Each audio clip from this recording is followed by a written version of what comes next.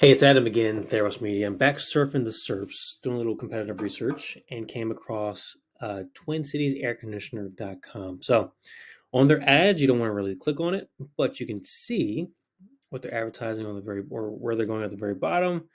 Well, I guess I have to click on this one because it's a Google link, but already did, and it went to TwinCitiesAirConditioner.com/ductless. Now, again, keyword pruning is probably a good thing.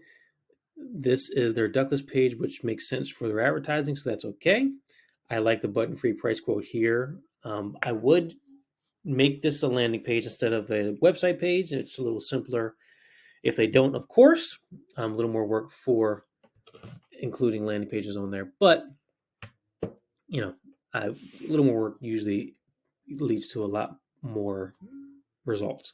So I would keyword prune again. Redo this into a landing page for the specific keyword. We've tested this keyword, and we've tested ductless keywords, about $250,000 worth of ductless keywords, and this one is not one that converts very well. So I would make sure that it's not converting for them, and then I would take it out the list. Either I would advertise for it specifically, so a single keyword ad group, or just not use it altogether, especially if it's not converting. You want to make sure you take note of what you're doing and how it's working in your Google Analytics. And for this one, I don't see Google Analytics UTM, so Universal Tracking code set up, so they probably can't see on a keyword level what's working and what's not. So that's one of the things I would do as well. So let's recap. Keyword pruning for this keyword, make sure it's working for you. If it's not, get rid of it. Set up a landing page. I do like that there's a free price quote on the page. It's kind of hidden, but I do like that as well. And then, what was number 3? Can't remember the third one, but I remember there was 3 points.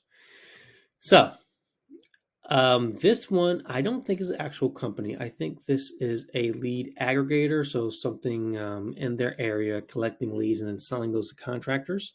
The reason being is usually contractors like to have their stuff on their website, meaning about us, how they got started, all that type of stuff. And everything is branded for keywords on here, so it probably ranks pretty well. And it probably ranks pretty well, but this is not an actual company. It's more of an advertising company that sells the leads to other contractors. Yeah. So I did a little sleuthing. Let's go through the what I would improve first. So I would put a pixel on the website. I don't see it. My pixel helper is not clicking or checking any pixels. Then I went to built with. It doesn't have any pixels on the website at all. Might have a remarketing pixel for AdWords, but I don't see any Facebook. So if you wanted to generate more leads and a lot cheaper, just remarket to the people who are visiting the website through your ads on Facebook. A highly targeted keyword list. You'll get clicks for under $1, get leads for, 10, $20, and it can supercharge your advertising pretty well. So those are the things I would do. I'm not going to take a look at their Facebook page because they probably don't have one. Actually, I know they don't have one. I took a look at that. So why I think this is a advertiser it's like a company, like we would set one of these up for a company in their area. This is just a lead website that generates leads for contractors in an area, and they can sell those leads to whoever they want. If someone doesn't want to buy them anymore, they just move to the next company and sell those. The reason I think that is because there's no branding for a contractor here. They don't have a Google My Business. I'll show you what I mean by that in a sec. And it's very confusing to find whoever's behind the website. Usually contractors want to be, for a business, not just for a contractor, but for a business, you want to have people give you a call. This is not one of those websites that wants people to give them a call. The YouTube has 2 videos. It's branded Minneapolis HVAC. You usually don't use keywords for titles. You use the company's name. So if the company's name is Twin Cities Air Conditioner, you would use that on as your name of your YouTube channel. But it's Minneapolis HVAC, so it's another red flag for us that we know that this is a lead aggregator in their website. And then 35,000 customers. Now, I have been in people's homes. Well, I was employed by a contractor for a while. And the contractor's been around since 2012. They do about, now they do about $3 million a year. 35,000 satisfied customers is a heck of a lot of customers for, they were started in 11 years. So even for 11 years, it's a heck of a lot of customers. So just break out a simple calculator. Get my phone real quick. 35,000 customers. 35,000 customers divided by how many years you've been in business. You've been in business for 11 years. 3,000 customers a year divided by how many days you work.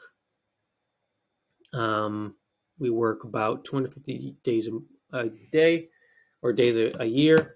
That's about 13 customers per day. So unless you're running service tech, can do about 5 or 6. That's 2 service techs running full time all day, every day without installations. Usually that's not the case. Usually you have maybe 35,000 is not that out of the norm. For us as a contractor, we were installation heavy, so we didn't have nearly as many customers as someone who was service and installation would. We got into the service pretty soon after.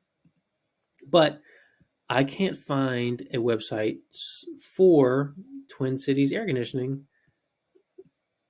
I think residential heating and air conditioning might own Twin Cities air conditioner, but I'm not entirely sure. That's what it looks like.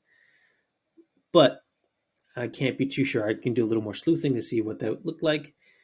But Twin Cities Air Conditioner is registered to Residential Heating and Air Conditioning Company, and that would be Residential Heating and Air Conditioning Incorporated in their area. So that would be this company. So I think this company just built what we call an SEO site. It's just a website built specifically for SEO purposes to generate leads for that company. I think they built that website, which is a pretty good strategy in your area, but not something you actually need to do because it takes away from your website.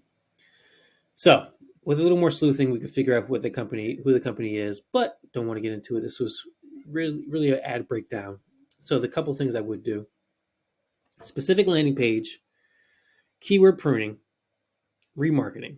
Those are pretty much the 3 things you can do to increase your results by, honestly, we've seen them increase about 4 to 10 times. 4 to 10 times the results, just including those little things for your AdWords campaigns. Any questions, you can always give us a call and let us know. Or you can reach out to questions@therosmedia.com, and I'll include some download links in this video a little later. Talk to you soon.